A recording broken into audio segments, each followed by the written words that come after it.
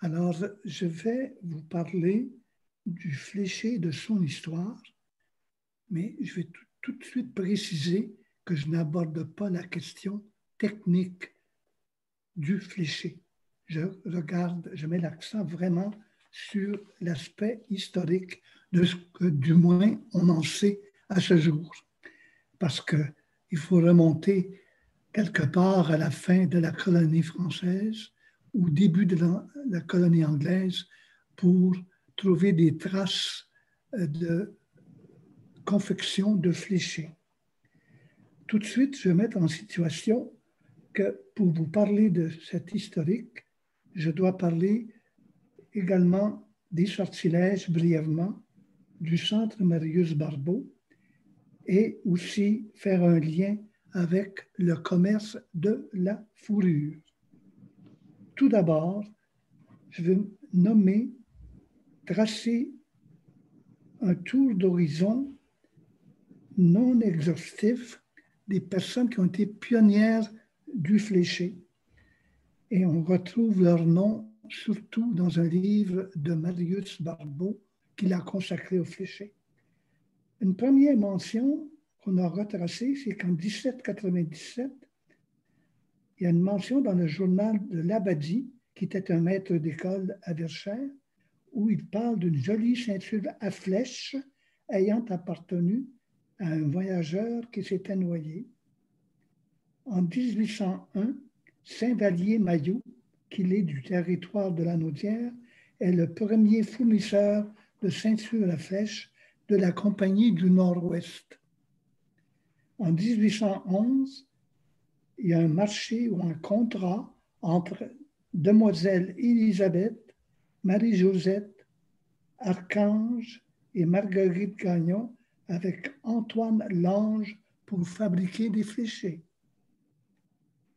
On retrouve en 1907 Françoise Venn de Saint-Jacques de Lachican qui expose pour la Guilde canadienne des métiers d'art à Montréal.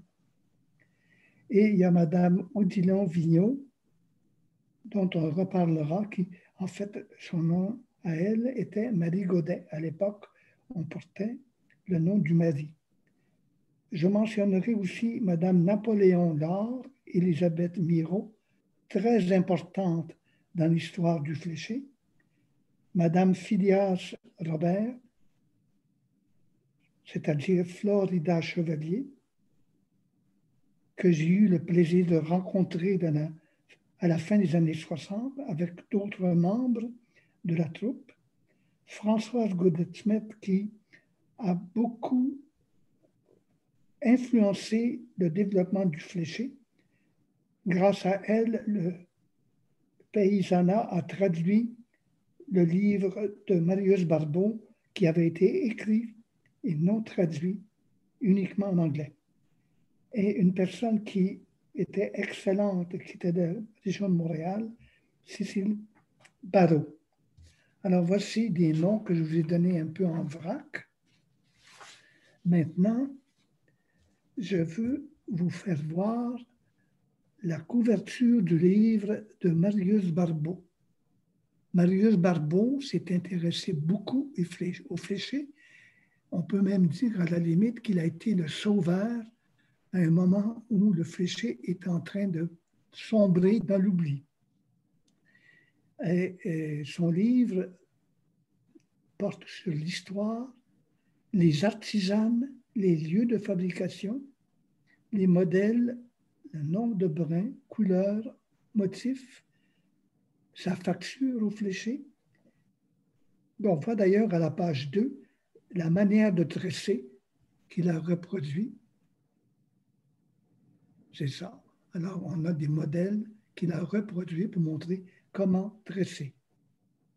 On va aussi vous faire voir la page couverture de Histoire et origine de la ceinture fléchée traditionnelle dite de l'Assomption, qui a été produite par la société qui regroupe justement les flécheurs du Québec. Et le contenu du livre, c'est l'approche technique, l'approche historique, l'approche ethnographique du Fléché. Également, donc, un livre très important.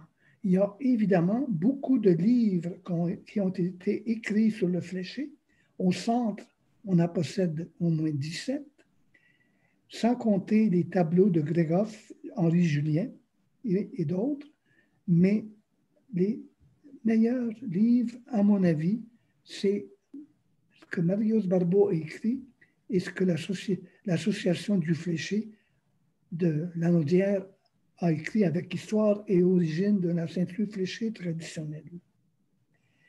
Je vous mentionne également que si vous allez sur YouTube ou si vous visitez l'expo qui va ouvrir bientôt à Dorval, il y a un petit chef-d'œuvre où on retrouve Marie-Berthe Guibault-Lanois, une flécheuse extraordinaire.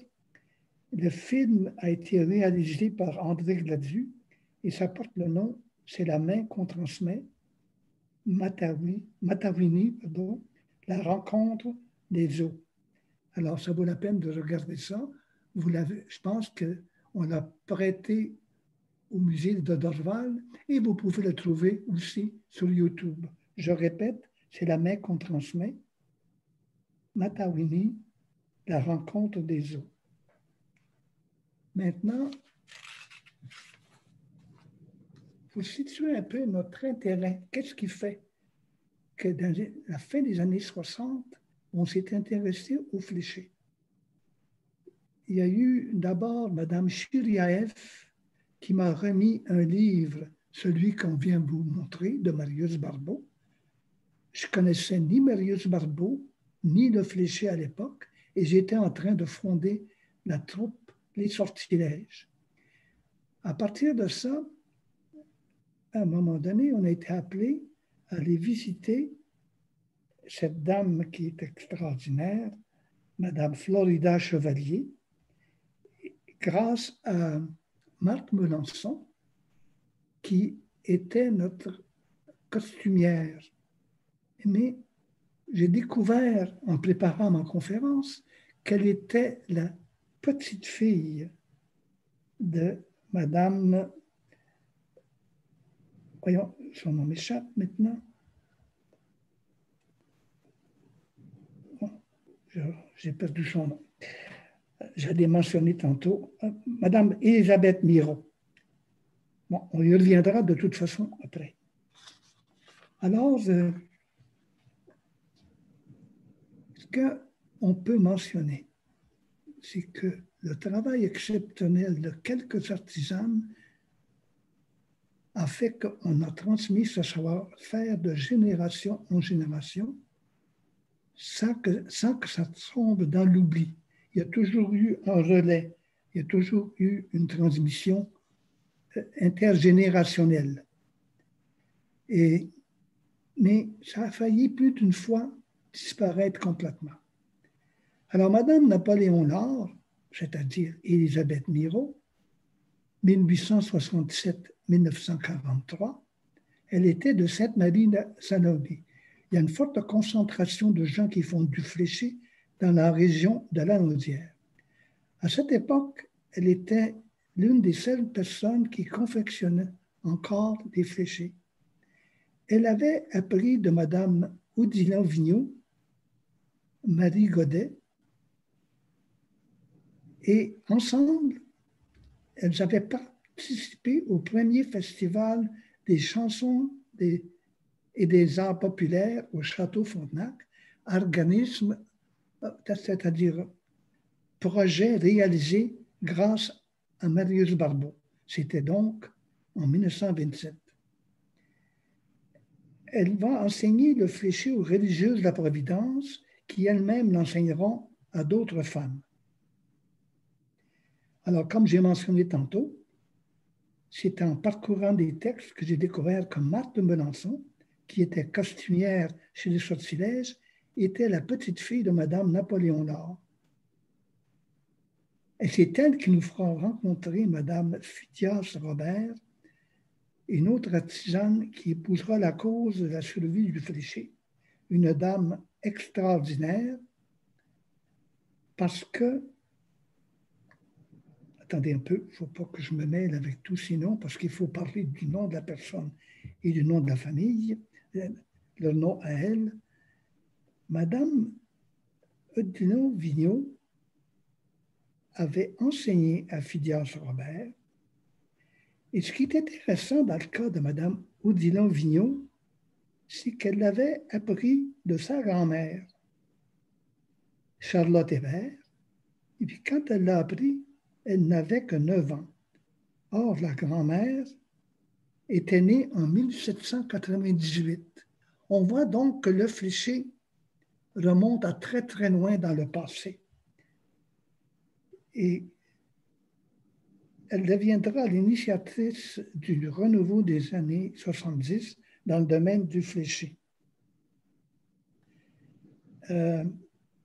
Cette dame, consciente de la précarité de ce savoir, elle publie dans la presse une annonce dans laquelle elle offre ses services pour enseigner le fléché. Elle fait le lien avec l'exposition Terre des Hommes et elle trouve important qu'on puisse exposer ce savoir-faire québécois. Alors donc, en 1967, elle fait bénévolement des démonstrations dans le magasin Dupuis Frères.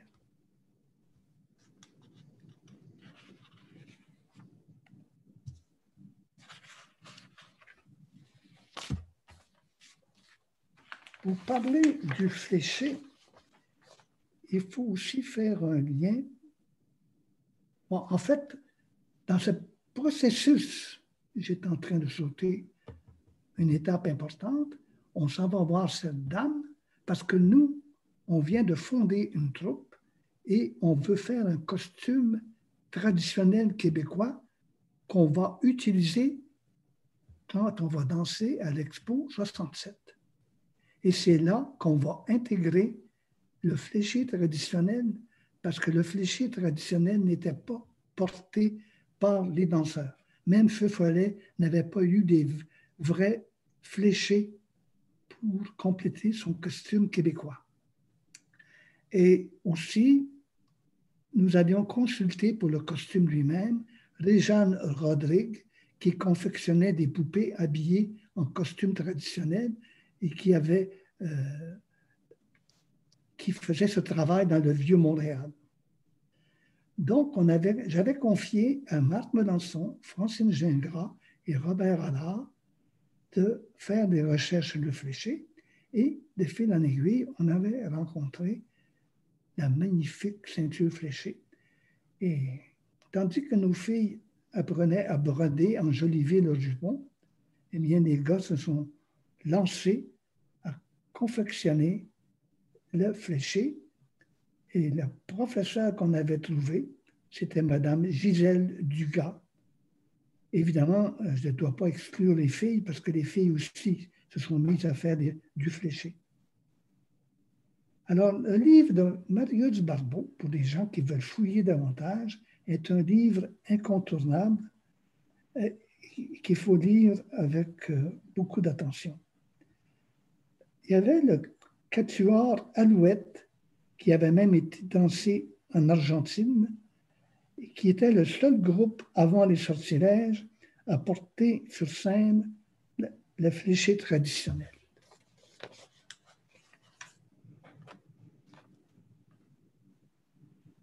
Aujourd'hui, comme vous pouvez voir, tout d'abord, on s'est mis à enseigner le fléché, après l'avoir appris, au grand public. Et le Centre Marius Barbeau prendra la relève pour l'enseignement du fléché. Et c'est lui qui est notre artisan attitré, c'est Jean Cadorette. À la fin de la conférence, je vous montrerai des fléchés qu'il a réalisés. Alors, dans ce contexte-là, un jour, on a décidé de faire des expositions itinérantes pour le Centre Marius Barbeau. Et l'une de ces expositions-là, c'était le fléché au bout des doigts que vous pourrez voir à Dorval. Et je veux mentionner aussi que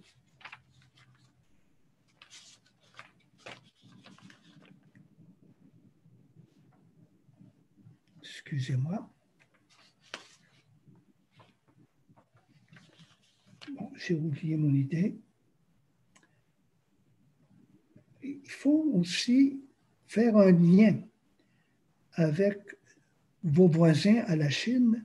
Vous avez un lieu historique du commerce de la fourrure à la Chine. Alors donc, c'était un milieu par chez vous où on a commercé avec le fléché. Donc, le commerce de la fourrure est relié au développement du fléché, ce qui fait que j'aimerais vous faire voir maintenant la prochaine photo. On voit, je crois, des traitants de fourrure, c'est ça. Alors ça, on retrouve cette image dans le livre de Marius Barbeau. Malheureusement, je vais voir si je peux vous lire ce que nous avons au bas. Alors, c'est écrit « Traitant de fourrure de la compagnie de la baie d'Hudson », qui va être la deuxième compagnie qui va remplacer la première du Nord-Ouest que je vous ai mentionnée. Et c'était dans les environs de Fort Garry, maintenant Winnipeg.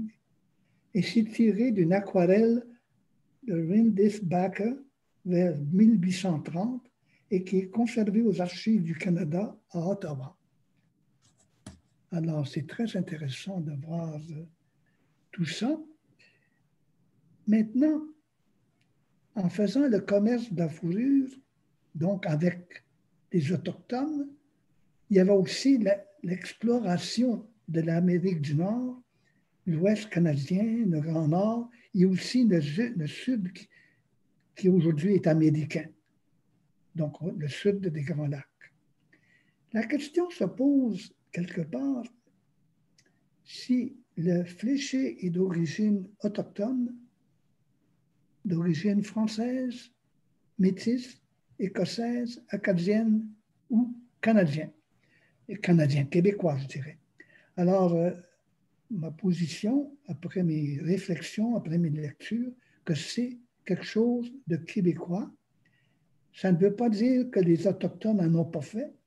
Il y avait des échanges entre les peuples. Alors, on a pris le tabac des Autochtones, les Autochtones ont pris des choses des Français, etc. Alors, oui, c'est peu que les Autochtones ont fait des fléchés, mais ce n'est pas tout à fait comme ce qui était fait dans la région de Lanaudière.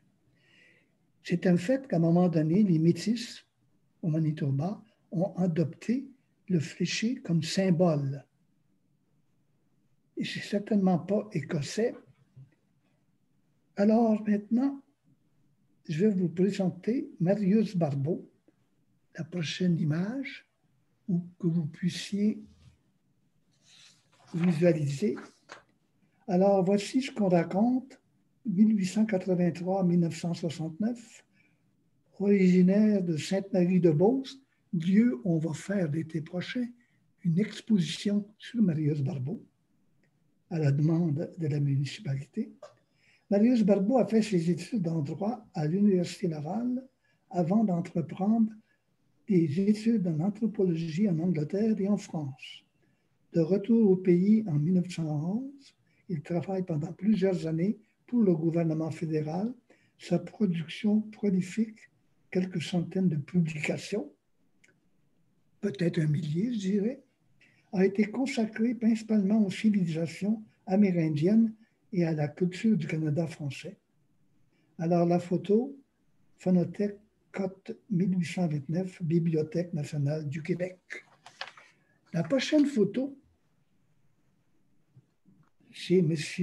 Édouard Zotique-Massicotte, un fervent de la ceinture fléchée. Il a travaillé aussi avec Marius Barbeau. Il s'intéressait donc à l'histoire et au folklore.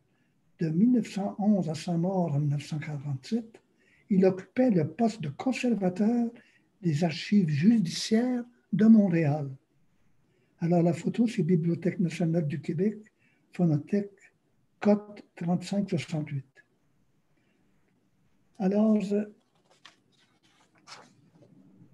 la prochaine photo, voici un chef-d'œuvre de Marie-Berthe Guibault-Lanois. J'en ai parlé tantôt de cette dame, qui est une très grande artiste, pas seulement artisane, mais artiste du fléché. Et c'est la ceinture fléchée dite acadienne, année 1990. Les ceintures acadiennes ont la particularité de posséder des centres multiples. Cette ceinture fléchée, en une seule pièce, est un des rares exemplaires, tant ancien que contemporain, de cette variante de la ceinture fléchée traditionnelle. Alors, il faut que je mentionne qu'après la déportation des Acadiens, plusieurs sont allés s'installer dans la Naudière. Alors, on ne connaît pas l'origine de cette idée d'avoir une double ceinture fléchée de l'Assomption, parce que c'est une ceinture double, si vous regardez comme il faut. Mais tout est pris ensemble. Ça, c'est la particularité de la ceinture acadienne. On peut maintenant regarder la suivante. Ici, vous avez la ceinture dite de l'Assomption, proprement dit. Elle n'est pas double, celle-là. Elle est en motif de flèche ou éclair. Elle est du 19e siècle. Dans cette pièce, les diagonales des deux parties de la pièce se rencontrent au centre.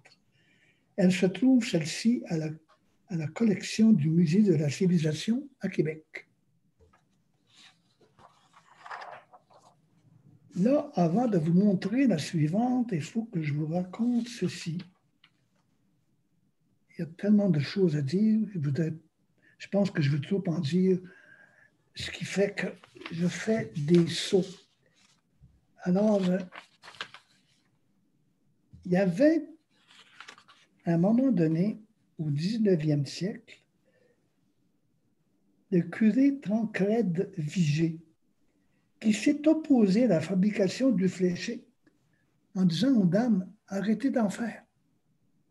On abuse de vous. S'ils veulent que vous continuiez à faire du fléché, qu'on vous paie en espèces. Parce qu'à l'époque, on ne payait pas en espèces, mais on donnait de la marchandise, disons. Alors, les dames ont suivi ce conseil et donc la production du fléché a commencé à décliner. Mais la compagnie de Bédusson s'est retournée de bord et ils ont trouvé un endroit à Coventry, en Angleterre, pour faire des fléchés, des faux fléchés, avec des métiers. Alors, évidemment, on ne parle plus de la même chose. Et ça a fait chuter la production et on pouvait avoir pour quelques dollars ce qu'on va vous montrer dans la figure suivante. Alors ça, c'est ce qu'on appelle une Coventry. C'est des ceintures à motif de flèches qui étaient ici par la firme Poole, Lorimer and Tabler Limited dans le district de Coventry, en Angleterre. Cette localisation de la production aurait été liée à la possibilité de trouver, au siècle dernier, brilliant and vividly colored wool yarns, fast dyed, suitable for heavy outdoor wear. Alors donc, c'est ce que le 1er avril 1938, M. Lorimer, c'est ce qu'il avait écrit à Marius Barbeau. Ça fait partie de la collection de Marie-Berthe Guibault-Lanois. On la conserve tout simplement pour montrer qu'à un moment donné, on a abandonné le tressage au doigt, puis on est passé au tissage au métier. Et ça fait partie de notre histoire et ça a pris des années pour convaincre Bonhomme Carnaval à Québec de ne plus porter une Coventry, mais de porter un vrai fléché. Ça s'est réglé il y a quelques années. Alors voilà pour la Coventry. On va passer à la figure suivante. Sur le haut, on voit Marie-Berthe, quand elle était plus jeune, une artisane des années 80, Marie-Berthe Guibault-Lanois, native de Saint-Norbert, dans la région de Lanaudière. Marie-Berthe est diplômée de l'Institut familial de Saint-Jacques de Montcalm et de Notre-Dame de... Bon, il y a un mot qui est là, de Trois-Rivières. Je ne connais pas. En 80, elle a été initiée au fléché au musée d'art de Joliette. Sa production est orientée vers la ceinture traditionnelle à facture ancienne. Elle a participé à des concours, des expositions et des publications. Elle a animé de nombreux stages sur le fléché. Elle a remporté plusieurs prix régionaux et provinciaux. Elle a occupé les postes de président d'associations régionales et de trésorière de l'Association nationale des artisans de ceinture-fléchée. Au bas, vous voyez des membres de l'association autour d'un poteau et qui sont tout ensemble en train de flécher. C'est lors d'un atelier tenu au Vieux Palais de justice de l'Assomption, et membre de l'Association des artisans de ceinture-fléchée de la Notière. Voilà. Alors maintenant,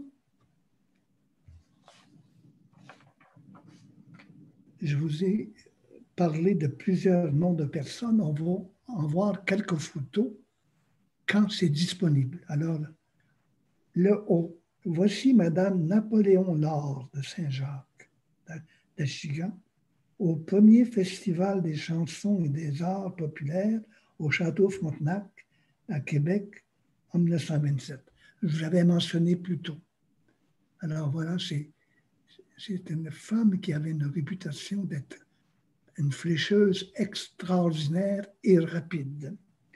Au bas, je ne peux pas vous dire autre chose que son nom, Madame Françoise Venn de Saint-Jacques de la Chigan, qui a participé à la Canadian Handicraft Guild à Montréal en 1907. Je vous en avais parlé plus tôt, mais on n'a pas d'autres renseignements sur cette dame. On passe à la suivante. Et là, on retrouve celle que j'ai eu le plaisir de rencontrer grâce à Marthe Melançon. Alors, c'est l'initiative du renouveau des années 70. Madame Phidias Robert, c'est-à-dire Florida Chevalier, elle était originaire de Saint-Ambroise de Kildare. Elle a été l'initiatrice du mouvement de renouveau qui prend forme à la fin des années 60 pour mener à la formation de l'Association nationale du fléché. Madame Robert a appris à flécher entre 1922 et 1925 de Madame Odilon Vignon. C'était dans le Joliette Journal le 17 janvier 1979. On va continuer avec deux photos. La suivante, il doit certainement y avoir des gens parmi vous qui se rappellent de Françoise Godet-Smith, qui était l'une des premières à s'intéresser à la reprise du tressage fléché dans l'artisanat et qui, prêchant par l'exemple, portait toujours un bandeau fléché par Mademoiselle Cécile Bandeau, dont je vous ai parlé aussi, et dont la photo suit.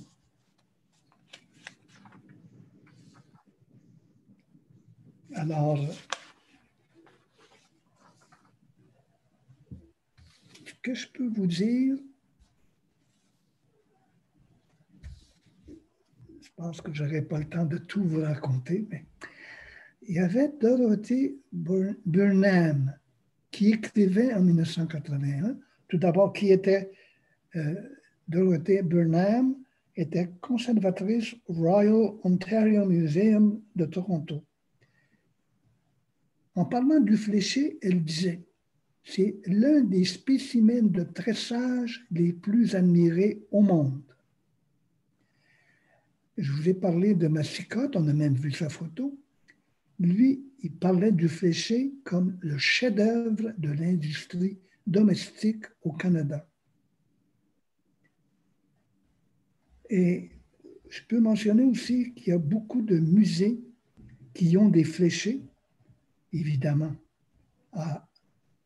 au musée d'histoire à Gatineau. Il y en a aux États-Unis, à Londres, Paris, et certainement au musée McCord et ailleurs. Simon Bouldry, c'est un artiste qui s'inspire beaucoup du patrimoine pour créer. Il a fait une adaptation de la chasse-galerie où il fait une fusion de modernité et de tradition. Je n'y ai pas pensé, ça aurait été intéressant que je prenne une photo. On va voir maintenant les photos de différents fléchés. Il y en a 5 que Jean Cadorette a fait. Et c'est lui qui donne les cours quand les gens veulent venir au centre pour apprendre à flécher. Alors, c'est un premier fléché. On passe au deuxième. Troisième. Vous voyez qu'il y a plusieurs façons. Suivant. Celui-là me plaît particulièrement. Et je pense qu'il en reste un de mémoire. Non, c'était le dernier. Voilà. Alors, donc, on peut rester avec cette image. Et je veux mentionner que le fléché, c'est un caractère unique, irremplaçable. C'est un symbole emblématique fort, un symbole identitaire, un pan de notre histoire. On peut ajouter que c'est un symbole des cultures à la fois québécois, par la suite adopté par les Métis au Manitoba et aussi les Autochtones. On a constaté à un moment donné que des Autochtones présentaient des fléchés en disant « c'est mon arrière-grand-père qui nous a légué ça, c'est lui qui a fait ça ». Mais après vérification, c'est que les commerçants remettaient au chef d'une bande un fléché pour bonifier l'échange commercial des peaux de castor. Mais dans la transmission orale, il y a une partie qui est tombée, c'est d'où venait le fléché. Alors, c'est intéressant de voir ces petits points. Je veux aussi ajouter que ça a été désigné symbole régional de Lanaudière en 1985 et en 2016, ça a été désigné par le ministère de la Culture et Communication du Québec. Ça fait partie des symboles emblématiques de notre histoire, tels la feuille d'érable, le castor, le huard, le sirop d'érable. Alors, vous allez me permettre de dire quelques mots en anglais. Sash is a designation by Lanaudière as a regional symbol in 1985, designation of the arrow sash as part of Quebec intangible heritage. And the title of the exhibit in Dorval is The Arrow Sash at Your Fingertips. The Arrowhead Sash was the companion of many important people in Canadian history. As an iconic element of French-Canadian traditional costume, it was a source of inspiration for Aboriginal and Métis people. The exhibition traces its history and its manufacturing processes, presenting pieces from the Marius Barbeau Center, as well as the creations of the members of the Association des artisans de la ceinture fléchée de Lanaudière.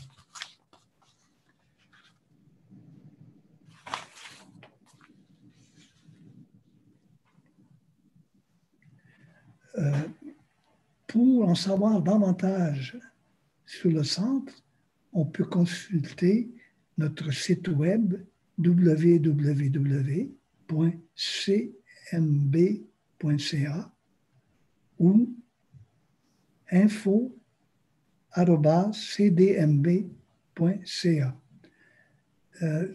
Pour le www, je crois que j'ai fait une erreur. Ça doit être non pas CMB, mais CDMB.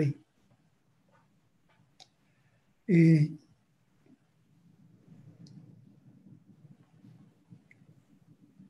peut-être ajouter quelques textes en anglais.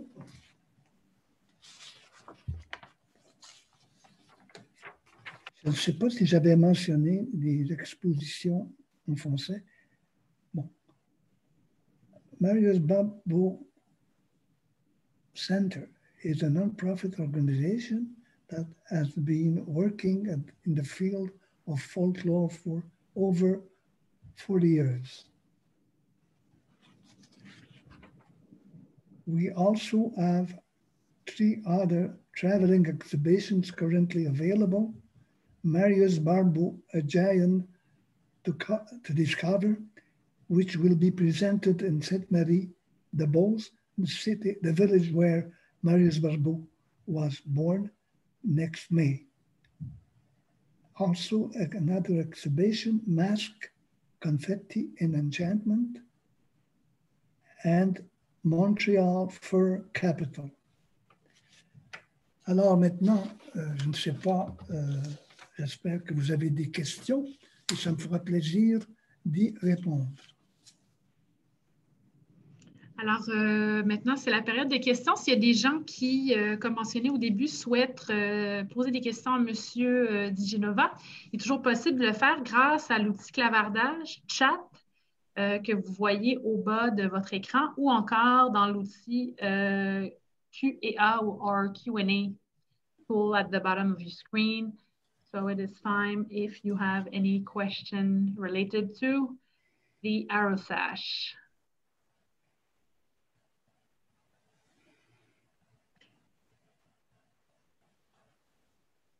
Parfois, quand on explique plein de choses, les gens, ça leur prend un certain temps pour absorber toute la matière. Puis des fois, les questions ne viennent pas tout de suite. Mais quand même, je tiens à dire que, comme vous l'avez mentionné lors de votre présentation, M. Di Genova, le musée d'Orval est très fier de pouvoir offrir pour l'instant en mode virtuel, mais très bientôt, on pourra ouvrir nos portes et présenter physiquement en présentiel l'exposition La ceinture fléchée au bout, le fléché au bout des doigts, pardon. Donc, il nous fera plaisir, c'est ça, donc, de vous accueillir au musée bientôt, on espère. Alors, je vois ici qu'il y a une petite question. Alors, Monsieur Genova, je vais donc vous dire ici, Monsieur, donc Stéphane vous demande, y a-t-il d'autres pièces de vêtements ou de tissus qui ont la même symbolique et histoire, comme la couverture de la baie du Son ou d'autres équivalents, ou est-ce que la ceinture, pour vous, c'est vraiment un item unique en termes de valeur patrimoniale? Bon, la couverture de la baie du Son, oui, mais ça n'est pas comme le fléché. Le fléché, c'est quelque chose de très particulier. C'est pour ça que j'ai voulu citer des commentaires comme la dame qui était autrefois au musée, qui était conservatrice au musée de Toronto. C'est quand même, c'est pas n'importe quoi quand elle dit ça. Et même chose avec, quand on parle de M. Mascotte. Alors, Dorothy Burnham, quand elle dit un des spécimens de tressage les plus admirés au monde, j'ai rien contre la couverture de la baie, qui sert aussi de commerce, de figure commerciale, mais on ne parle pas de la même chose, là. Et puis, c'est la même chose quand on parle de chef-d'œuvre de l'industrie domestique au Canada, ça transcende tout le reste. Ça ne veut pas dire que c'est aussi connu que tout le reste. Ce n'est pas important. Ce qui est important, c'est qu'on ne l'a pas perdu, puis qu'il y a du monde qui font en sorte que ça se poursuive. Puis il y en a aussi qui l'appliquent au niveau créatif. Ils s'inspirent de la méthode ancienne et ils font des choses extraordinaires, très créatives. Mais moi, évidemment, je suis au niveau de la tradition. On me demande ici également, Madame Dubravka se demande, est-ce que vous savez à peu près combien de personnes font du fléché au Québec actuellement? Est-ce que c'est plus d'une centaine? Est-ce que vous savez à peu près? Excellente question. Je ne le sais pas, mais je pense qu'il y en a quand même plusieurs centaines. Est-ce que vous pouvez, parce que je sais qu'il y a vous avez nommé l'association des gens qui font du fléché à la Naudière. Est-ce que vous savez qu'au Québec, il y a plusieurs regroupements comme ça? Il y avait, à un moment donné, une association qui regroupait plusieurs associations. Mais tout est tombé sauf la Naudière. OK. On va y aller avec une autre question, si vous voulez bien. On demande ici, M. Asker demande, il dit, les Autochtones devraient payer combien de pots de castor pour avoir une ceinture fléchée? Est-ce qu'on connaît cette information-là? Non, je ne connais pas l'information, mais chose certaine, il devait y avoir beaucoup de palabres, comme on dit, pour savoir que l'Écossais, ou même il y avait des marchands canadiens-français, pour ne pas oublier, qui voulaient aller chercher le maximum de fourrure et payer le moins possible. Je ne connais pas le détail. Il y a eu quelque part, à un moment donné, une confusion. On avait vu un extrait, on disait tant de pots de castor pour un fléché. Mais je me souviens, je pense on rapporte ça dans notre exposition sur la fourrure. Mais ce n'était pas quelque chose qui était fixe, qui était fixé. C'était peut-être la hauteur de la pile de fourrure qui... Oui, c'est ça. On demande, ici, Mme Sabourin nous mentionne qu'elle a vu au Musée des Beaux-Arts de Montréal un tableau, en fait, qu'au Collège de Montréal, les étudiants, à une certaine époque, portaient une ceinture fléchée. Est-ce que ça vous dit quelque chose? Avez-vous déjà entendu parler de ça? Là, quelque part, oui, on mentionne à un moment donné que les étudiants portaient une ceinture. Est-ce que c'était une ceinture fléchée? Je ne sais pas. Parce que l'expression ceinture fléchée, ça n'a pas commencé au début. Au début, on parlait d'une ceinture colorée. Plus tard est apparue l'expression ceinture à flèche. Alors, je me souviens d'avoir vu quelque part, effectivement, que les étudiants portaient une ceinture. D'ailleurs, tout le monde portait une ceinture quelque part. Tous les hommes. C'est universel. Mais on tombe ici dans une spécificité, surtout dans un contexte où tous les pays nordiques ont toujours eu un costume terne. C'est le cas, par exemple, de l'Europe du Nord, contrairement aux Slaves qui ont des costumes colorés. Au Québec, on est nordique, mais le fléché, ça devenait un gros plus pour embellir. D'ailleurs, j'ai oublié de mentionner que c'était tellement populaire à un moment donné, le fléché, que peu importe qu'on soit pauvre ou riche, marchand, notable, commerçant, tous voulaient avoir un fléché à conserver. Ça a une grande valeur symbolique et peut-être même émotive pour beaucoup de personnes. Oui. Que cet objet-là. On demande, ici, il y a une dame, Mme Collin, qui demande, est-ce que vous savez si le livre de M. Barbeau a été réédité ou il serait seulement possible de le trouver probablement en bibliothèque? J'imagine que... Il y a des réseaux où on vend des livres usagés. Oui. On peut certainement le retrouver là. C'est un livre qui ne meurt pas. Quand les gens ne le veulent plus, ils veulent s'en défaire, ça passe par la revente. Excusez-moi, il y a eu d'ailleurs plus qu'une édition. Ah, OK. Il a été réédité Oui. à plusieurs reprises. Je sais que c'est ça, effectivement, dans le marché de l'usager, effectivement, je l'ai moi-même déjà vu. Je sais aussi qu'à la bibliothèque de Dorval, d'ailleurs, vous pourrez regarder sur la page de l'exposition, il y aura toute une liste que les bibliothécaires ont préparée, une liste où on va retrouver plusieurs ouvrages d'importance sur l'histoire des voyageurs de la ceinture fléchée, ainsi que il y a aussi certains, on n'a pas parlé de cet aspect-là, mais on parlait de culture, de culture immatérielle quand vous faisiez référence au je pense que vous avez mentionné que la ceinture fléchée en 2016 a été nommée par l'UNESCO un bien immatériel à protéger. Donc, c'est ça, il y a plusieurs aussi, dans cette ordre d'idée de culture immatérielle, il y a plusieurs artistes musicaux aussi qui ont fait des albums qui traitent des voyageurs, des coureurs des bois, de la ceinture fléchée. Donc, dans cette liste offerte par la bibliothèque que vous allez pouvoir retrouver sur le site Internet, il y a ces éléments-là. Donc, vous pourriez les réserver en ligne puisque la bibliothèque, malheureusement, n'est pas ouverte à pleine capacité. Et vous pourriez les emprunter si vous êtes membre de la bibliothèque de Dorval, mais je suis certaine que dans d'autres bibliothèques, vous pourriez le retrouver. Je voulais simplement aussi vous dire à M. Di Genova qu'il y a un monsieur Chapdelaine, qui est un ancien collègue, je crois, des sortilèges, qui vous remercie et qui vous dit bonjour. C'est ça, il y a Mme Collin qui rajoute un petit message. Elle dit, autrefois, les gens portaient-ils la ceinture comme exemple pour aller à la messe, comme quand on s'endimanchait, c'est ça qu'on employait autrefois.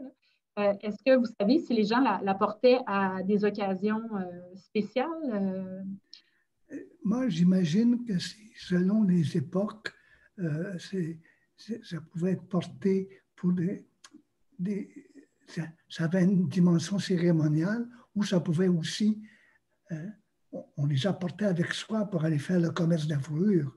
Alors, à ce moment-là, ce n'était pas pour s'endimancher. Au cours des années, il y a dû y avoir plusieurs façons de procéder. Par exemple, si je pense au Beaver Club, ils portaient le fléché, c'était les riches marchands de Montréal, les messieurs McGill et compagnie. Alors, donc... Également, au 19e siècle, si je ne me trompe pas, il y a le Montreal Snowshoe, les trucs bleus. Les gens, ils portaient, ils faisaient de la raquette un peu. C'est un peu dans ce type de groupe de gens que vous décrivez. Donc, ils portaient fièrement la ceinture fléchée, qui ont beaucoup ramené ce symbole-là au 19e siècle, qui avait été peut-être un peu, pardonnez-moi, qui était légèrement disparu. Mais c'est ça. Puis est-ce que vous pouvez nous parler un petit peu, M. Di Genova, parce qu'on tisse le fléché au doigt, mais éventuellement, il y a des tisserandes. Je sais qu'à Dorval, entre autres, il y a une guilde de tisserandes qui font du fléché, mais elles le tissent. Il y a aussi des gens qui le font au doigt aussi, mais je sais qu'il y a des gens qui le tissent. À partir de quel moment on se met, est-ce que vous avez cette information? À partir de quel moment il y a des gens là, qui se mettent vraiment avec leur métier à tisser des ceintures à la maison, là? Le fléché, on ne peut pas le tisser. OK. Ça doit se faire au doigt. Si on tisse, ce n'est plus du fléché. Qu'est-ce qu'on a vu tantôt? C'est la Coventry. OK. Une pâle imitation. OK. Ça, on ne peut pas s'en sortir. OK. C'est vraiment au doigt, sinon, c'est pas la même affaire. Je comprends bien. Je comprends. C'est pour ça que j'ai voulu montrer la Coventry. Ben oui, c'est intéressant. Puis je trouvais ça très intéressant aussi que vous ajoutiez que le bonhomme carnaval, pendant des années, avait une Coventry et que maintenant a une ceinture de quel style? Est-ce que vous pouvez nous dire? C'est un modèle l'Assomption, l'Acadie ou le bonhomme carnaval? En fait, le modèle le plus populaire, il y en a peut-être eu d'autres, mais je n'en connais pas. C'est le modèle Assomption. OK. Ça, c'est vraiment c'est ça, le plus répandu et le plus reconnu. Si vous me permettez, je peux peut-être ajouter Oui, l'utilité. C'est un des points qui m'a échappé tantôt. Parce allez-y. qu'il y a tellement de choses à dire, là. Alors, ça servait à enserrer le paletot en hiver. Donc, accessoire vestimentaire et décoratif aux couleurs flamboyantes. Et ça permettait à ce moment-là de se garder au chaud. Absolument. C'est un exemple. Évidemment, ça ne servait pas pour la danse à ce moment-là. Utile pour soutenir le dos des voyageurs canotiers, pour soulever les ballots de peau, prévenir les hernies, suspendre une hachette ou 2 sacs de peau contenant du tabac et autres accessoires. Évidemment, c'était une monnaie d'échange. Quelque part, j'avais lu à un moment donné que si quelqu'un faisait naufrage, la seule chose qui voulait sauver, c'était la ceinture fléchée. Parce que n'importe où il irait à un poste de traite, on lui remettait séance tenante 50 piastres. Alors, donc, c'est ça, on parle ici de tantôt un accessoire utilitaire, tantôt une monnaie d'échange, tantôt un symbole. Ça prend plusieurs. Oui, ça prend plusieurs. Puis pour le costume folklorique, c'est arrivé au 20e. Il y en a qui vont dire, mais ce n'est pas traditionnel. Il ne faut pas s'enfarger dans les fleurs du tapis. Si je prends l'exemple des coiffes bretonnes, que quelqu'un vienne me prouver qu'on peut danser avec des coiffes aussi hautes. C'est une compétition qui s'est créée de village en village, à chaque année d'en ajouter une couche. Alors, bon, au départ, ce n'était pas ça, mais on présente ça comme un costume breton. Alors, pourquoi le fléché ne serait pas un costume québécois? Voilà. Effectivement. Alors, ben voilà. Est-ce que il y a quelques éléments que vous souhaiteriez rajouter, Monsieur Di Genova? Est-ce que vous vouliez rajouter quelque chose? Ouf, je pourrais peut-être... Bon, écoutez, les gens peuvent toujours communiquer avec nous. Je ne sais pas si on a mis notre site web et notre sur nos panneaux pour l'exposition. Oui, alors moi, ce que je vais faire aussi, je vais le partager dans dans l'outil clavardage, dans l'outil chat. Je vais partager le lien du site, du Centre Marius Barbeau. Comme ça, les gens pourront le voir et voilà, je viens de le partager et pourront le visiter, bien sûr, parce que vous êtes aussi un centre de documentation. C'est ça, vous créez des expositions, vous offrez des cours sur le fléché, mais c'est ça, il ne faut pas négliger que vous avez toute une collection d'artefacts, de films, de pièces de costumes. Vous avez vraiment beaucoup de choses là. Et le centre se situe sur le plateau Mont-Royal, donc sur la rue. Est-ce que c'est Boyer? Est-ce que c'est bien ça? On est voyons, de Bordeaux. De Bordeaux, pardon. Oui, c'est ça. Une rue à l'ouest de Delormier, au niveau de Saint-Joseph. C'est assez central. J'irai peut-être avec une dernière question, puis ensuite, ça clorait la présentation. Il y a Mme Collin ici qui dit « Le fléché de l'Assomption peut être fait d'une association de différentes couleurs. » Est-ce que vous pouvez parler de ça? C'est-à-dire les couleurs choisies, est-ce qu'elles sont obligatoires avec un modèle, comme le modèle Assomption, par exemple? Est-ce que c'est toujours les mêmes couleurs, rouge, jaune, ou ça varie? Premièrement, comme j'ai mentionné au tout début, au niveau de la technique, je n'y touche pas. Mais sur cette question, je peux répondre très facilement. Il y a des couleurs préétablies, puis il y a des couleurs au gré de l'artisan. OK. Donc, il y a un peu de... Il n'est pas fixé. OK. Donc, chaque ceinture est unique. Oui. Si vous voulez, je voudrais corriger quelque chose que vous avez mentionné à un moment donné. Oui. Et que ce n'est pas l'UNESCO qui a désigné le fléché. Ah, mon erreur. On serait bien heureux que ça se fasse. Le Canada n'est pas signataire. Oui. Alors, c'est le ministère de la Culture et des Communications Parfait. qui a désigné le fléché en 2016. Parfait. Mon erreur. C'est que je me suis mélangée parce que pour l'exposition, vous avez reçu, je pense, vous avez été appuyé par, par l'UNESCO parce qu'il me semble qu'il y a ce logo là, sur votre site ou quelque chose comme ça. Est-ce que... Parce que je sais que l'UNESCO a remis des prix ou encore des reconnaissances plutôt à différents lieux historiques, patrimoniaux à Montréal et à travers le monde, bien sûr. Donc, j'ai confondu deux éléments, j'en suis désolée. Le Centre Marius-Barbeau est agréé par l'UNESCO et on est donc des consultants dans certains domaines. OK. Bon, ben, c'est une belle preuve de reconnaissance que cela. Merci beaucoup, M. Di Genova. C'était vraiment intéressant. Je suis certaine que tous ceux et celles qui assistaient aujourd'hui ont dû apprendre plein de choses. On vous invite bien sûr à aller en ligne pour le moment pour découvrir des éléments de l'exposition. Bientôt, on espère bien pouvoir réouvrir le musée. Comme vous savez, il a été annoncé mardi soir dernier que les institutions muséales avaient le droit de réouvrir leurs portes. Toutefois, on ne veut pas se précipiter. Donc, éventuellement, vous serez au fait de l'ouverture et de la date officielle, de la réouverture, pardon. Alors, merci beaucoup, puis au plaisir de se revoir un jour en personne. Merci et bon succès pour l'expo. Oui, merci beaucoup. Alors, je dois dire que à tous ceux et celles qui écoutent aujourd'hui, la prochaine conférence, pardon, ce sera au mois de février, le 20 février. Vous pouvez toujours le trouver sur le site Internet. Et ça va être une conférence qui est offerte en anglais dans le cadre du mois de l'histoire des Noirs. On a Dr. Dorothy Williams qui va nous entretenir sur l'histoire, sa version des faits ou encore sa vision de l'histoire des Noirs au Canada. Alors, je vous invite à réserver, ça risque d'être très intéressant. Et Mme Dr. Dorothy Williams enseigne à l'Université Concordia et a publié plusieurs ouvrages. Alors, encore une fois, merci beaucoup, M. Di Genova. Je vous salue tous. Merci.